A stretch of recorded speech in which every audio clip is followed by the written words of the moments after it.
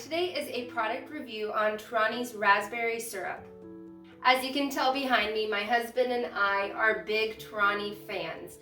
We really enjoy this brand, we enjoy the sauces, we enjoy the syrups, and I enjoy coffees. He enjoys making energy drinks or lemonades, and Torani has been the perfect flavor provider for those things. So today I will tell you about this specific flavor, hopefully answer some of your questions, and tell you a few things that we like about it.